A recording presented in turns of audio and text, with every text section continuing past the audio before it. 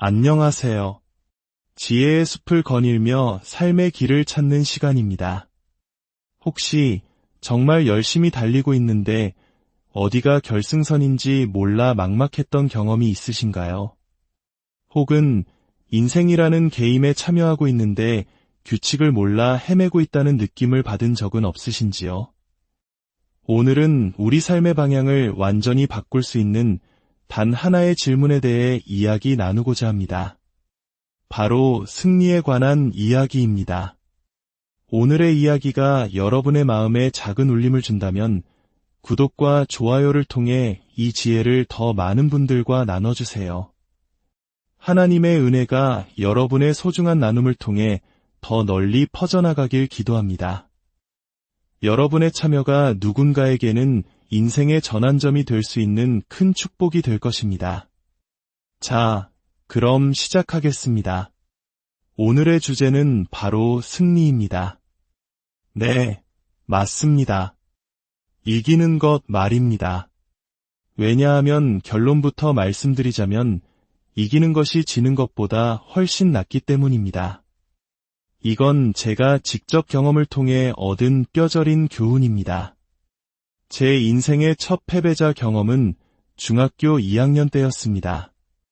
농구부 선발 테스트에 참여했는데 마지막 날 탈락의 쓴맛을 보았습니다. 당시에는 중학교와 고등학교가 합쳐져 있었고 거의 모든 남학생이 농구부에 지원했을 정도로 경쟁이 치열했죠. 그날의 탈락은 제게 너무나 큰 충격과 상처로 남았습니다. 과장이 아니라 그 이후로 저는 평생 어떤 경쟁에도 선뜻 나서지 못하는 사람이 되었습니다. 탈락할지도 모른다는 두려움이 제 발목을 잡았던 겁니다. 수십 년간 저는 스스로를 그저 겁쟁이라고 생각하며 살아왔습니다. 그런데 몇 년 전 제 자신을 이해할 새로운 도구를 만나게 되었습니다. 바로 애니어그램이라는 성격 유형 검사입니다. 혹시 들어보신 분 계신가요? 저는 제가 5번유형이라는 것을 알게 되었습니다. 5번유형의 특징은 성공할 확신이 없는 일에는 아예 도전하지 않으려는 경향이 있다는 것입니다. 그제야 저는 제가 겁쟁이가 아니라 그냥 그렇게 타고난 사람이라는 걸 깨닫고 조금은 위안을 얻었습니다. 하나님께서 저를 이렇게 만드신 것이었죠. 이런 제 성향은 결혼 후에도 계속되었습니다. 아내의 가족들과 휴가를 가면 남자들은 을에 골프를 치러 가곤 했습니다. 하지만 평생 골프를 5번 정도밖에 쳐보지 않은 제게 골프는 끔찍한 경험이었습니다. 저는 늘 아이들과 모래성을 쌓겠다며 빠지곤 했죠. 그러던 어느 해 더는 피할 수 없다는 생각에 따라 나섰습니다. 결과는 역시나 끔찍했습니다. 그 다음 해도 마찬가지였죠. 세 번째 여름, 장인어른께서는 저를 배려하는 마음에 가족 골프대회 전날 밤에 다 함께 연습장에 가자고 제안하셨습니다. 그것이 저를 더 깊은 수렁으로 빠뜨릴 줄은 꿈에도 모르신 채 말이죠. 어두컴컴한 연습장에서 저는 야구에서나 쓰는 용어인 땅볼만 계속 치고 있었습니다. 공이 하늘로 날아가는 법이 없었죠. 그런데 바로 제 앞에서 연습하던 한 어린 소녀는 공을 밤하늘 저편으로 마치 우주로 쏘아 올리는 듯했습니다. 경이로울 정도였죠. 결국 저는 그 소녀에게 다가가 물었습니다. 실례지만 몇 살이니? 그 아이는 해맑게 대답했습니다. 14살이요. 그 순간 저는 조용히 제 골프채를 장인어른의 가방에 넣고 말했습니다. 저는 먼저 차에 가 있겠습니다. 그리고 차에 앉아 깊은 생각에 잠겼습니다. 잠시 후 가족들이 와서 괜찮냐고 물었을 때 저는 미리 준비해 둔 명언을 날렸습니다. 그리고 이 말은 평생 저의 골프 거절 공식 멘트가 되었습니다. 내가 나 자신에 대해 실망하고 싶을 때 골프보다 돈과 시간을 훨씬 덜 들이는 방법들이 많이 있거든. 이 긴 이야기를 하는 이유는 저는 본질적으로 경쟁을 즐기는 사람이 아니라는 것을 말씀드리고 싶어서입니다. 아마 이야기를 듣는 분들 중에도 저와 비슷한 분들이 계실 겁니다. 여러분은 결코 혼자가 아닙니다. 반면에 어떤 분들은 제 이야기를 들으며 저런 패배자 같으니라고 하며 혀를 차고 계실지도 모릅니다. 어린 시절부터 밥 빨리 먹기 경쟁부터 시작해 인생의 모든 것을 경주처럼 여기며 살아오신 분들이죠. 제 마음속에서는 이길 수 없으면 왜 굳이 해? 라는 소리가 들리지만 여러분의 마음속에서는 이기는 게 전부야, 뭐든지 시도해 라는 소리가 울려 퍼질 겁니다. 하지만 당신이 어떤 사람이든 인생에서 승리는 중요합니다. 왜냐하면 이기는 것은 지는 것보다 나으니까요. 특히 우리 인생이라는 가장 중요한 경기장에서는 더욱 그렇습니다. 그래서 오늘 여러분과 함께 씨름해보고 싶은 질문 하나를 던지려 합니다. 이 질문은 제 인생을 바꾼 질문이기도 합니다. 만약 부모님이시라면 언젠가 꼭 자녀와 이 질문에 대해 이야기 나눠보시길 바랍니다. 이 질문에 스스로 답하지 못한다면 우리는 솔로몬 왕이 전도서에서 말했듯 바람을 잡으려는 것처럼 헛된 인생을 살게 될 수 있습니다. 대부분의 사람들은 이 질문을 스스로에게 던지지 않습니다. 그래서 답도 찾지 못하죠. 그 결과 인생이 마치 결승선이 어딘지도 모른 채 달려야 하는 경주처럼 느껴지고 규칙도 모르는 채 이겨야만 하는 게임처럼 느껴지게 됩니다. 다른 사람들은 모두 목적지를 향해 힘차게 달려가는 것 같은데 나만 홀로 방향 없이 뛰고 있는 듯한 불안감에 휩싸입니다. 그 질문은 바로 이겁니다. 당신에게 승리란 무엇입니까? 인생의 어떤 분야에서든 승리가 무엇인지 정의하지 않으면 당신이 이기고 있는지 결코 알 수 없습니다. 관계에서의 승리는 무엇입니까? 재정적인 승리는 무엇일까요? 결혼 생활의 승리는, 또 자녀를 키우는 데 있어서의 승리는 무엇입니까? 직업적인 성공의 기준은 무엇인가요? 만약 당신이 직업적인 승리가 무엇인지 정의하지 않는다면 결승선을 한참 지나쳐서도 계속해서 달리는 마라토너처럼 될 수 있습니다. 주변 사람들은 왜 저렇게 지쳐가면서까지 달리냐고, 왜 쉬지 못하냐고 묻지만 당신은 멈출 수가 없습니다. 어디가 끝인지 모르기 때문입니다.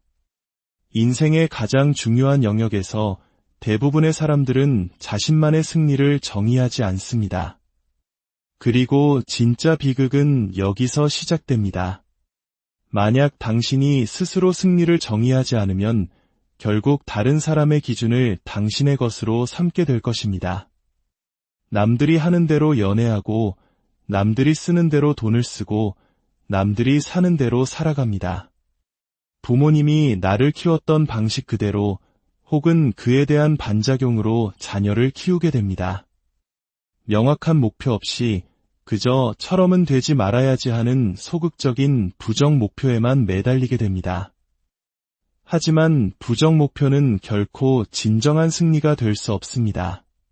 그렇다면 어떻게 해야 할까요? 인생의 각 단계마다 승리는 다를 수 있습니다. 저는 20대 후반 제 인격에 대해 깊이 생각하게 만든 책을 한 권 읽었습니다. 그때 저는 제 인생을 정의할 7개의 단어를 적었습니다. 만약 내 장례식에서 사람들이 나를 이 단어들로 기억해준다면 그것이 내 인생의 승리일 것이다. 라고 결심했죠.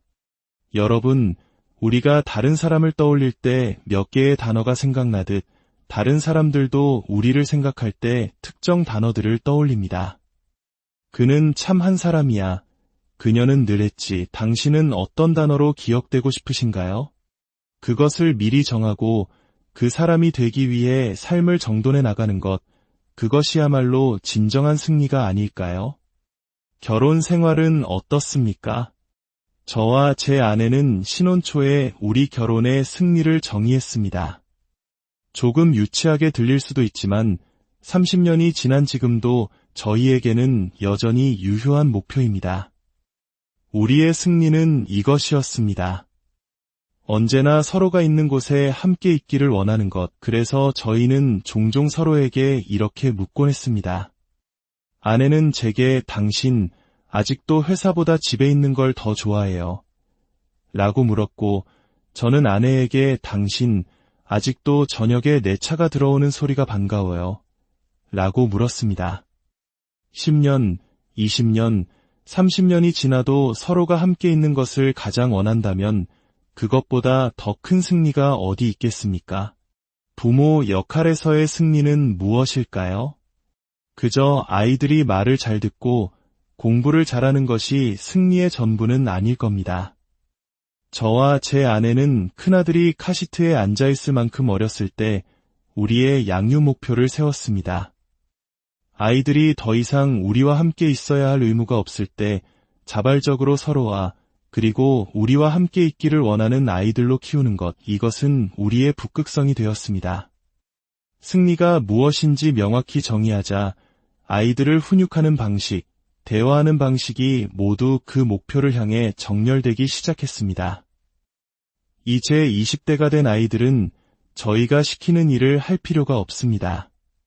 하지만 그들은 여전히 함께 어울리는 것을 즐기고 저희와 함께 있는 것을 좋아합니다. 저희에게 이것은 무엇과도 바꿀 수 없는 큰 승리입니다. 여러분이 어떤 신앙을 가졌든 혹은 갖지 않았든 인생의 중요한 영역에서 자신만의 승리를 정의하는 시간을 가져보시길 바랍니다. 완벽하지 않아도 괜찮습니다. 살면서 바뀔 수도 있습니다. 하지만 일단 생각해보는 것이 중요합니다. 관역이 어디 있는지 알아야 화살을 쏠 수 있지 않겠습니까? 이제 남은 시간 동안 신약 성경에 나오는 한 인물의 승리 선언문을 통해 더 깊은 통찰을 얻어보고자 합니다. 바로 사도 바울이라는 인물입니다.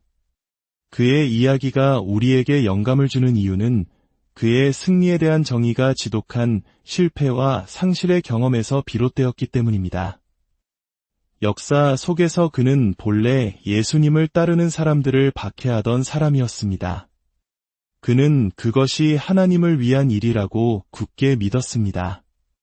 그러나 부활하신 예수님을 만난 후 그는 자신이 하나님을 위하는 것이 아니라 오히려 대적하고 있었다는 끔찍한 진실을 깨닫게 됩니다. 그의 과거는 그에게 평생의 짐이었습니다.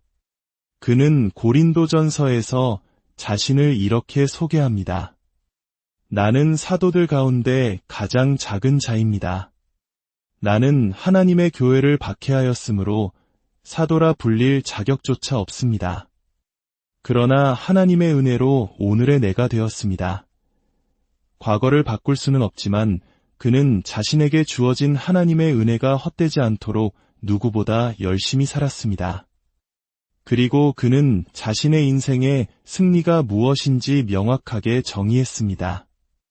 그것은 바로 가능한 한 많은 사람을 얻는 것이었습니다. 유대인에게는 유대인처럼, 이방인에게는 이방인처럼, 약한 자에게는 약한 자처럼 그는 어떤 사람에게든 다가가 그들을 그리스도께로 인도하기 위해 모든 것이 되었습니다. 그의 인생에는 명확한 북극성이 있었던 것입니다. 그리고 그가 승리를 정의한 후에 한 말이 우리 모두에게 매우 중요합니다. 그는 갑자기 스포츠 비유를 사용합니다. 경주에서 모든 주자가 달리지만 상을 받는 사람은 오직 한 명뿐이라는 것을 알지 못합니까? 여러분도 상을 받을 수 있도록 달리십시오. 경기장에서 경쟁은 매우 명확합니다. 내 앞에 경쟁자들이 보입니다. 점수판과 시계가 있고 관중들의 함성이 있습니다. 그래서 우리는 긴박감을 느끼며 최선을 다하게 됩니다. 하지만 인생에서는 어떻습니까? 결혼 생활에 경쟁 상대가 보입니까? 자녀 양육에 점수판이 있습니까? 재정 관리에 시계가 있나요? 경쟁이 명확하지 않기 때문에 우리는 긴박감을 잃어버리기 쉽습니다. 그래서 바울은 우리에게 이렇게 도전합니다. 상을 받기 위해 달리는 사람처럼 사십시오. 마치 당신의 경쟁자들이 바로 옆에 있는 것처럼, 결승선이 눈앞에 있는 것처럼, 그런 긴박감과 집중력과 질서로 당신의 삶을 살아가라는 것입니다. 그는 계속해서 말합니다. 경기에 나서는 사람은 모두 엄격한 훈련을 합니다. 그들은 썩어 없어질 월계관을 얻으려고 그렇게 하지만 우리는 영원히 시들지 않을 면류관을 얻기 위해 달리는 것입니다. 고대 경기에서 승리자는 월계 수입으로 만든 관을 받았습니다. 며칠만 지나면 시들어 부서져 버릴 썩어질 면류관을 위해 선수들은 모든 것을 바쳐 훈련했습니다. 바울은 말합니다. 하물며 영원한 것을 위해 달리는 우리는 어떠해야 하겠느냐고 말입니다. 그러므로 나는 목표 없이 달리지 않고 허공을 치듯 싸우지 않습니다. 나는 내 몸을 쳐서 복종시킵니다. 이는 내가 다른 사람에게는 복음을 전하고 나서 도리어 나 자신이 버림을 받지 않게 하려는 것입니다. 바울의 결론은 이것입니다. 비록 내 눈에 경쟁자가 보이지 않더라도 나는 마치 그들이 바로 옆에 있는 것처럼 준비하고 경쟁할 것이다. 그는 소망하거나 기도만으로 승리할 수 없다는 것을 알았습니다. 승리를 위해 준비하고 훈련하고 때로는 나 자신에게 안 되라고 말하며 스스로를 단련해야만 이길 수 있다는 것을 알았습니다. 여러분, 당신의 삶에서 승리가 무엇인지 정의하기 전까지는 당신 자신에게 안 되라고 말해야 할 절박한 이유를 찾지 못할 것입니다. 관계에서, 재정에서, 학업에서, 직업에서 당신의 승리는 무엇입니까? 그것을 이루기 위해 어떻게 준비하고 있습니까? 만약 당신이 미혼이라면, 당신의 승리가 행복한 결혼이라면 남들이 하는 대로 아무렇게나 연애해서는 안 됩니다. 부모라면 자녀 양육의 승리를 위해 지금 당장은 포기해야 할 것들이 있을 수 있습니다. 영원히는 아니지만 지금은 안 돼 라고 말할 수 있는 용기가 필요합니다. 자신만의 승리가 무엇인지 알 때 우리는 기꺼이 나에게 안 된다고 말할 수 있는 힘을 얻게 됩니다. 기억하십시오. 우리 인생의 각 시즌은 단 한 번뿐입니다. 20대는 한 번뿐이고 30대도 한 번뿐입니다. 아이들을 키우는 그 시간도 다시 돌아오지 않습니다. 시계는 계속해서 가고 있습니다. 만약 당신이 스스로 결정하지 않는다면 세상과 문화와 주변 사람들이 당신의 인생을 대신 결정하게 될 것입니다. 당신이 인생의 중요한 경기에서 승리할 때 당신 혼자만 이기는 것이 아닙니다. 당신 곁에 가장 가까운 사람들이 함께 승리합니다. 그리고 당신이 패배할 때 그들 또한 함께 패배합니다. 만약 여러분이 예수님을 따르는 사람이라면 이것은 선택이 아닌 의무입니다. 예수님께서 오르셨다면 우리의 삶은 출생증명서와 사망증명서 사이에서 끝나지 않습니다. 우리에게는 영원한 것이 걸려 있습니다.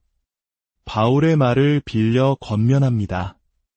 인생의 가장 중요한 영역에서 더 이상 목표 없이 달리지 마십시오. 허공을 치듯 싸우지 마십시오.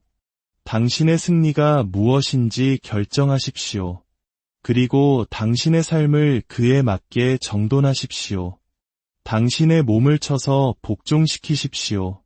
그렇게 당신의 삶과 양육과 재정과 관계를 통해 하늘에 계신 아버지의 빛을 드러내십시오. 결국 그것이 우리 그리스도인의 궁극적인 승리일 것입니다. 우리 모두에게 다시 묻습니다. 당신의 삶에서 진정한 승리란 무엇입니까? 결국 이기는 것은 지는 것